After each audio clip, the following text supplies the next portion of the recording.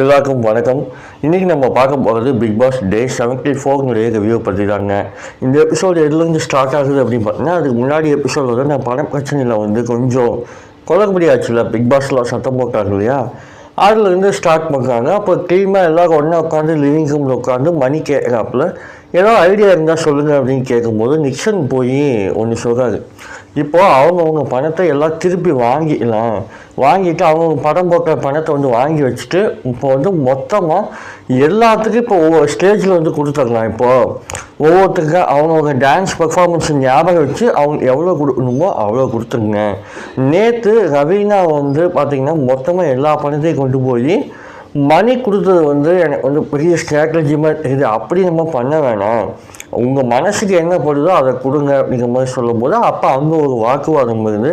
அப்போ அந்த வாக்குவாதத்தில் வந்து மணி என்ன சொல்கிறோம் அப்படின்னா, சரி இப்போ நம்ம ஃபஸ்ட்டுலேருந்து எல்லா பணத்தையும் பிரிச்சுட்டு அவங்கவுங்களுக்கு என்னென்ன பணம் கொடுக்கணும்னு தோணுதோ அதை கொடுங்க, யாரும் மொத்தமாக கொடுக்க வேணாம் அப்படிங்கிற மாதிரி சொல்லி முடிச்சிடறாங்க. அது அந்த டீம்மேட்ஸும் எல்லாமே ஒத்துக்கிறாங்க. அப்படி ஒவ்வொருத்தரும் கொஞ்சம் கொஞ்சமாக பணம் கொடுக்கும்போது என்ன ஆகுது அப்படின்னு பார்த்தீங்கன்னா, மறுபடியும் வந்து நேற்று மறுபடியும் மணி தான் வந்து ஃபஸ்ட்டு வராப்பில். ஏன் அப்படின்னு பார்த்தீங்கன்னா, மறுபடியும் ரவீனா வந்து மொத்த பணத்தை கிட்ட கொடுத்துட்றாங்க. அதுக்கப்புறம் அடுத்த நாள் காலையில் இதே வந்து விஷ்ணுவும் மணியும் வந்து டிஸ்கஸ் பண்ணுறாங்க. இது தப்புடாது, மொத்தமாக எல்லா பணத்தையும் கொண்டு வந்து ஒருத்தருக்கே கொடுத்துட்டா அப்படின்னா எல்லோரும் என்ன பண்ணுவாங்க, அது வந்து கொஞ்சம் ஃபேவரிசம் மாதிரி பார்க்குறாங்க எல்லாருமே, அது பண்ணிக்க வேணாம் தானே அப்படின்னு கேட்கும்போது மணியும் நானும் அவர்கிட்ட ஏற்கனவே சொன்னேன்டா இப்படி கொடுக்காத எல்லாத்துக்கும் பணம் கொடு அப்படின்னு சொன்னேன் நான், ஆனால் கேட்க மாட்டேங்கிறா அப்படின்னு சொல்லிட்டு அதுக்கப்புறம் வேலை ஒரு பாயிண்ட் சொன்னாங்க. இப்போது எல்லா பணத்தையும் எனக்கு கொடுக்கறது தப்பு அப்படின்னா ஒருத்தர் பணமே கொடுக்காம இருக்கிறது ஸ்ட்ராட்டஜி தானே. அவர் எப்படி ஒரு 50 ரூபா கூட கொடுக்கணும்னு தோணாது அவங்களுக்கு, அந்த பணமே கொடுக்காம இருக்கிறது ஒரு ஸ்ட்ராட்டஜி தானே. அப்போ இதுவும் ஸ்ட்ராட்டஜி தானே, ரெண்டுமே ஸ்ட்ராட்டஜி அப்படிங்கும்போது தப்பு இல்லை தானே அப்படிங்கிற மாதிரி வேலிடாக ஒரு பாயிண்ட் வச்சாங்க. அது வேலிடாக தான் தெரிஞ்சுது. ஏன்னா மாயா வந்து மணிக்கு காசே கொடுக்கவே இல்லை.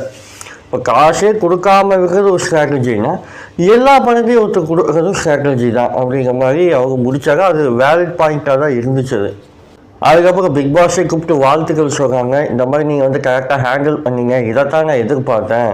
சும்மா எல்லோரும் வந்து ஸ்ட்ராட்டஜி அப்படிங்கிற பேரில் வந்து என்னென்னமோ பண்ணிட்டு இருக்காமல் நீங்களே வந்து நீங்கள் தோன்றிருந்த நீங்களே வந்து உங்களை ஓப்பன் அப் பண்ணி மீண்டும் வந்துட்டீங்க, இது எனக்கு ரொம்ப பிடிச்சிருக்கு அப்படின்னு சொல்லி மறுபடியும் என்கரேஜ் பண்ணார் பிக் பாஸ். அவங்க எல்லாத்துக்கும் கைத்தட்டி அதுக்கடுத்து மறுபடியும் 2வது டாஸ்க் அந்த டான்ஸ் மேரத்தான்லேயே வந்து பார்ட்டு இதில் எப்படின்னா 3 பேர் வந்து வெளியில் போயிடணும். இந்த டான்ஸ் பர்ஃபார்மன்ஸில் அவங்க வந்து சரியாக பர்ஃபார்ம் பண்ணலை அப்படின்னு நினைக்கிற ஒரு 3 பேரை வந்து நீங்கள் வெளியில் தரத்துங்க அப்படின்னு சொல்லும்போது எல்லோரும் வந்து மணி, கூல் சுரேஷ், அனன்யா இவங்க 3 பேர்த்தையும் வெளியே தரத்துக்கிறாங்க. அதுக்கப்புறம் மீதி ஆட்களை வச்சு இந்த கேம் விளையாடுறாங்க. இந்த மீதி ஆட்கள் வந்து 2 டீமாக பிரிகிறாங்க. பேட்டில் மாதிரி 2 பேரும் சேர்ந்து ஒரே பாட்டு டான்ஸ் ஆடினா அது வந்து பேட்டில் மாதிரி இருந்துச்சு. இதில் வந்து ஃபஸ்ட்டு ஆடினது வந்து அர்ச்சனாவும் விக்ரமும் ஆடுறாங்க. அது ரொம்பவே சூப்பராக அந்த 2 பேருமே தாறுமாற கிழிச்சு தொங்க விட்டாங்க, அப்படி தான் இருந்துச்சு. அதில் வந்து அர்ச்சனாவுக்கு நிறையா ஓட்டு இருந்ததுனால அர்ச்சனா அதில் ஜெயிக்கிறாங்க. அதுக்கப்புறம் நிக்சன் விஜயவர்மா ஆனது வந்து ரொம்பவே சூப்பராக இருந்துச்சுங்க. விஜயவர்மா வந்து தொட்டு போகும் தெங்கள் வந்து நிக்சன் ஆடினார் இல்லையா, அதை பார்த்துட்டே ரொம்ப இன்ஸ்பயர் ஆகிட்டார் போல். அவருக்கு ஏதாவது ரெஸ்பெக்ட் பண்ணும் அப்படின்னு சொல்கிறதுக்காகவே நான் வந்து நிக்சனை தேர்ந்தெடுக்கிறேன் அப்படின்னு சொல்லி தேர்ந்தெடுத்து அவரோட அந்த பாட்டு ஆடினாங்க. அந்த பாட்டுக்கு ஆடும்போது வந்து அதாக அந்த சாங்கு அதில் வந்து விஜயவர்மா வந்து நிக்சன் ஆடுறத பார்த்து ரசிச்சுட்டு இருந்தாங்க. ஒரு டான்ஸராக எனக்கு விஜயவர்மாட்ட அந்த குவாலிட்டி ரொம்ப ரொம்ப பிடிச்சிருந்ததுங்க. அவர் கொஞ்சம் ஸ்லோ டவுனாக சட்டிலாக ஆடி நிக்சனை ஆட வச்சு அழகு பார்த்து அவர் அந்த வெற்றியை வாங்கி கொடுக்கறதுக்கு இல்லைங்களா, அது வந்து ஒரு டான்ஸர் இன்னொரு புதுசாக ஆடக்கூடிய ஒரு டான்ஸருக்கு ரெஸ்பெக்ட் பண்ணுற விதமாக நான் பார்க்குறதுனால ரொம்ப சூப்பராக பண்ணார் விஜயவர்மா. இன்றைக்கும் விஜயவர்மா தன்னுடைய ரெஸ்பெக்டை எங்கே அடுத்த லெவலில் கொண்டு போயிட்டாரு. அது ஏற்கனவே விக்ரமுக்கு ஒன்று பண்ணார், அப்படியே அள்ளி கொண்டு கொடுத்தது. நேற்று வந்து நிக்சனுக்கு வந்து ரெஸ்பெக்ட் பண்ணி அந்த டான்ஸை வந்து அவரை ஆட வச்சு அந்த அவார்டு கொடுத்தது, இது எல்லாமே விஜயவர்மானுடைய தனிப்பட்ட ஒரு குவாலிட்டி காமிக்குதுன்னு நான் பார்க்குறேன் நான். அதுக்கப்புறம் மாயா ரவீனா 2 பேரும் டான்ஸ் ஆடுறாங்க. இந்த மாயா ரவீனா டான்ஸில் பார்த்தீங்கன்னா ரவீனா ஒரு நல்ல டான்ஸராக அவங்க எப்படி இருந்தாலும் சூப்பராக ஆடிடுவாங்க. பட் மாயா வந்து அதை வந்து என்டர்டெயின்மெண்ட்டாக கொண்டு போகணும், ஏன்னா டான்ஸாக பேட்டிலாக கொண்டு போனோம்னா நம்ம கண்டிப்பாக ஜெயிக்கவே முடியாது அப்படிங்கிறதுக்காக அதை வந்து என்டர்டெயின்மெண்ட்டாக மாற்றி அது ஒரு ஃபன் பண்ணாங்க. அது ஆக்சுவலாக நல்லா இருந்துச்சு. அப்போ எல்லோரும் வந்து ரவீனா தான் வந்து ஸ்பேஸ் கொடுத்தாங்க, மாயா ஸ்பேஸ் கொடுக்கல அப்படிங்கிற மாதிரிலாம் சொல்லி அது வந்து மறுபடியும் ரவீனாக்கே போயிடுச்சு. ஆக்சுவலாக இந்த இடத்துல வந்து மாயா கொஞ்சம் ஹெல்ப் ஆகிட்டாங்க, எல்லாரும் அதை சொன்னாங்க. பட் பூர்ணிமாவும் அதே பாயிண்ட்டை சொல்லி ரவீனா கொஞ்சம் நல்லா ஸ்பேஸ் கொடுத்து ஆடினாங்க. மாயா வந்து ரவீனா அந்த ஸ்பேஸ் கொடுக்காம அவங்க ஒரு என்டர்டெயின்மெண்ட் மட்டுமே பண்ணிட்டு இருந்த மாதிரி இருந்துச்சு அப்படிங்கிற மாதிரி ஒரு பாயிண்ட்டை சொல்லி ரவீனாவுக்கு திருப்பி விட்டதுனால மாயா கொஞ்சம் அப்செட் ஆகிட்டாங்க. ஏன்னா பூர்ணிமா வந்து ஃபஸ்ட்டு மாயாவுக்கு ஓட்டு போட்டு மறுபடியும் ரவீனாவுக்கு அதை மாற்றிட்டாங்க. அதுக்கப்புறம் வெளியில் வந்து 2 பேர்த்துக்கு கான்வர்சேஷன் போச்சு. அதுக்கப்புறம் மாயா கொஞ்சம் அந்த எடுத்துக்கிற பக்குவம் இல்லாத மாதிரி நடந்துக்கிட்ட மாதிரி இருந்துச்சு. சரி ஓகே, அவங்க ஏதோ சொல்கிறாங்க பரவாயில்ல அப்படின்னு எடுத்துக்கணும், அது அவங்க எடுத்துக்க விரும்பலை போல். பூர்ணிமாவுக்கு அது பெரிய ஆர்கியூமெண்ட்டாக போச்சு அது. அதுக்கப்புறம் விஷ்ணுவும் தினேஷும் ஆடினாங்க, வரியா அப்படி அந்த சாங் ஆடினாங்க. அது கொஞ்சம் நல்லா இருந்துச்சு, அது பார்க்க ரொம்ப ஃபன்னியாக இருந்துச்சு. விஷ்ணு அந்த ஸ்கூல் குழந்தைங்களாம் ஆடுங்களா அந்த மாதிரி ஆடிட்டுருந்தாங்க. இவங்க கொஞ்சம் ரஜினி மாதிரி ஆகுங்க பேரில் நல்லா ஃபன்னியாக இருந்துச்சு, பார்க்க ரொம்ப நல்லா இருந்துச்சு. அது ஜாலியாக அதில் வந்து விஷ்ணு ஜெயிச்சிருக்காப்புல. அதுக்கப்புறம் லாஸ்ட்டில் வந்து விசித்ராவுக்கும் பூர்ணிமாவுக்கும் ஒரு பேட்டில் நடந்துச்சு. சீரியஸ்லி சொல்லணும், விசித்ராமா வந்து கொஞ்சம் அந்த எக்ஸ்பிரஷனில் வந்து பயங்கரமாக சூப்பராக பண்ணாங்க. ஆனால் பூர்ணிமா வந்து விஜயவர்மா ஒரு லைன் சொன்னாங்க, உசுரை கொடுத்து ஆடுறதுன்னா இதுதான், நான் எப்படியாவது ஜெயிச்சாகணும் அப்படின்னு சொல்லி உசுரை கொடுத்து ஆடுற மாதிரி ஆடிட்டாங்க. உண்மையாலுமே வேறு லெவலில் இருந்துச்சு அப்படின்னு சொல்லி பூர்ணிமா கொடுத்தாங்க. அது ரொம்ப ரொம்ப சூப்பராக இருந்தது. பூர்ணிமா நேற்று வந்து பயங்கரமாக ஆடினாங்க.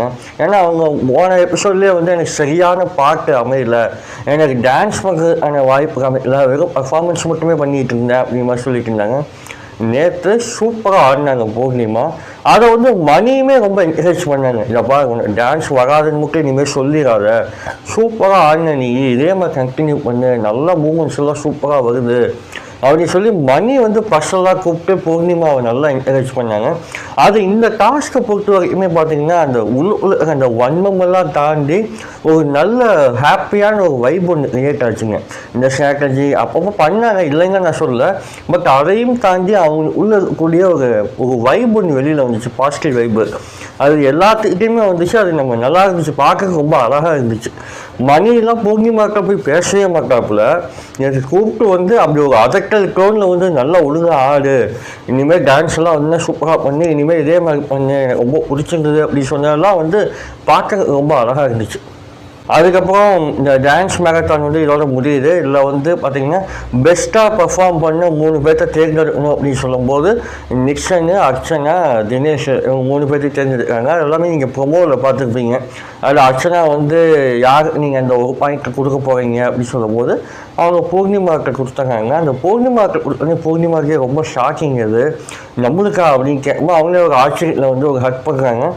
அர்ச்சனா வந்து பூர்ணிமா கொடுத்தனே அதை வந்து வெளியில் கூப்பிட்டு கேட்குறாங்க. பூர்ணிமா கேட்குறாங்க, நீங்கள் கஷ்டப்பட்டு ஆடி ஜெயிச்சிங்க, அதுவும் இல்லாமல் ஃபஸ்ட்டு வந்து இந்த கேரக்டரே உங்களுக்கு வந்து செட் ஆகலைன்னு சொன்னீங்க, வில்லனிக்காக இருந்ததுன்னு சொன்னீங்க, அதையும் மீறி வெளியில் வந்து இவ்வளோ சூப்பராக பர்ஃபார்ம் பண்ணி எனக்கு ஏன் கொடுத்தீங்க அப்படின்னு கேட்கும்போது, ஏன்னா நான் தான் உங்களை வந்து நாமினேட் பண்ணேன், இந்த கேம்லேயே இருக்கக்கூடாதுன்னு சொல்லி உங்களை நாமினேட் பண்ணேன், அப்போவும் ஏன் எனக்கு கொடுத்தீங்க அப்படிங்கிற ஓப்பனாகவே கேட்குறாங்க.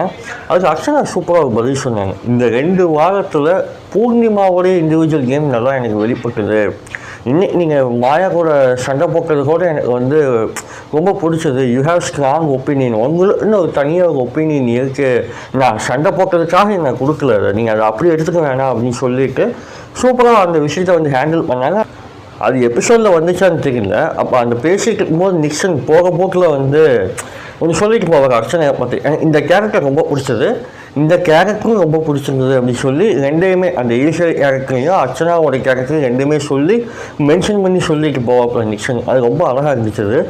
அதை சொல்லி முடிச்சோடனே பார்த்தீங்க அப்படின்னா பூர்ணிமா வந்து அர்ச்சனா வந்து ஹக் பண்ணி ரொம்ப தேங்க்ஸ் அப்படின்னு சொல்லி மனசாக தேங்க்ஸ் சொல்லுவாங்க. அதை பார்க்க ரொம்ப அழகாக இருந்துச்சு. அதுக்கப்புறம் எல்லாத்தையும் கூப்பிட்டு வச்சு இந்த மாதிரி மிட் வீக் எவிஷன் இந்த வாரம் இருக்குது அப்படின்னு சொல்லிட்டு ஒவ்வொருத்தரையும் அந்த பசில் ஒன்று சால்வ் பண்ணி சொல்கிறாங்க. அந்த முகத்தையெல்லாம் சால்வ் பண்ணும்போது அதில் வந்து அனன்யா வந்து போயிடுறாங்க. அது எக்ஸ்பெக்ட் பண்ணதான். நான் எக்ஸ்பெக்ட் பண்ணது வந்து கூல் சுரேஷ் அனுப்புவாங்கன்னு பார்த்தேன். கூல் சுரேஷ் அனுப்பாமல் அனன்யா அனுப்பிச்சிருக்காங்க. தெரியல, மேபி இந்த வாரத்தில் வந்து கூல் சுரேஷ் அனுப்பலாம், இல்லை அப்படின்னா ஒரு சேஞ்ச் நிக்சனை கூட அனுப்பலாம். என்னன்னு தெரியல, எப்படி வேணாலும் ஆகலாம். அது பொறுத்து தான் பார்க்கணும். இதுக்கு இடையில விஷ்ணு வந்து ரொம்ப மன கலங்கி வந்து ஒன்று பேசினார். நான் வந்து எத்தனையோ பேர்த்த வந்து இந்த வாரம் நீ வெளியில் போயிடுவேன்லாம் சொல்லி ஹெல்ப் பண்ணியிருக்கேன் அப்படிங்கிற மாதிரிலாம் பேசினார். ஆனால் அந்த அளவுக்கெல்லாம் அந்த மனுஷனுக்கு புத்தி இருக்கான்னு தெரியல. மறுபடியும் நாமினேஷன்லேருந்து தப்பிச்சதுக்கப்புறம் அடுத்த வாரமும் வேறு யாரையாவது அப்படி சொல்ல தான் போகிறாரு. குறிப்பாக விக்ரமை வந்து நீ வந்து வெளியில் போயிடுவ அப்படின்னு சொல்ல தான் போகிறாரு. அவரோட அழுகையெல்லாம் வந்து என்ன ஜெனினாக படவே இல்லை. விஷ்ணுவோட அழுகையெல்லாம் அவருக்கு வந்து எப்பவுமே வந்து இம்மெச்சூராக தான் பிஹேவ் பண்ணுவார். அவர் வருத்தனா அழுதுட்டார். அதே இது வெளியில் போய் வந்து அந்த நாமினேஷனில் தப்பிச்சிட்டார் அப்படின்னா ரொம்ப ஹாப்பியாகி மறுபடியும் அடுத்தவங்க யாரையும் ஒருத்தர் அட்டாக் பண்ண தான் போகிறாங்க. இதில் கடைசியாக பார்த்தீங்கன்னா மாயா ஒன்று கிழிச்சு விட்டாங்க. இந்த மாதிரி வந்து நீங்கள் ஓவராக பேசிட்டீங்க, எனக்கு வந்து சில டைலாக்ஸ்லாம் சொல்லவே வரல, சொல்லணுன்னு வந்தால் நீங்கள் கலாச்சாரங்களோட பயத்துலேயே சில விஷயங்கள் பேசாமல் இருக்கேன் அப்படிங்கிற மாதிரி மாயா கிட்ட விஷ்ணு சொல்கிறாப்புல. அதுக்கு மாயா ஓப்பனாக ஒன்று அடிச்சு விட்டாங்க. இல்லைன்னா மட்டும் நீங்கள் அப்படியே அது கிழிச்சு தள்ளிடுறீங்க அப்படிங்கிற மாதிரி மாயா ஒன்று போட்டு உடச்சி விட்டாங்க. அது விஷ்ணுவுக்கு மூஞ்சியே இல்லை. அப்போ கூல் சுரேஷை பற்றி புரிஞ்சிக்கவே முடியலைங்க. அந்த ஆள் எதுக்கு விளையாடுறாப்புல, வேஸ்ட்டாக இருந்தாலும் தயவுசெய்து இருந்தாலும் தூக்கிங்க, பார்த்தாலே எரிச்சலாக தான் இருக்குது அந்த ஆளை. அப்புறம் வந்து விசித்ராமாவுமே வந்து தனக்கு அவார்டு கொடுக்காம இவங்களுக்கு பூர்ணிமா கொடுத்ததை வந்து விசித்ராமாவால் ஏற்றுக்க முடியல. அவங்களும் மூஞ்சி இழுத்துட்டு போய் உள்ளே போய் படுத்துட்டாங்க. அதுவும் பார்க்கறதுக்கு நல்லாவே இல்லை. இப்படி தான் இந்த எபிசோடு ஃபுல்லாகவே இப்படி தான் போச்சு. இனி அடுத்த எபிசோடில் என்ன ஆக போகுது அப்படிங்கிறத நம்ம பொறுத்திருந்து பார்ப்போம். அடுத்த எபிசோடில் நான் வந்து சந்திக்கிறேன். தேங்க்யூ.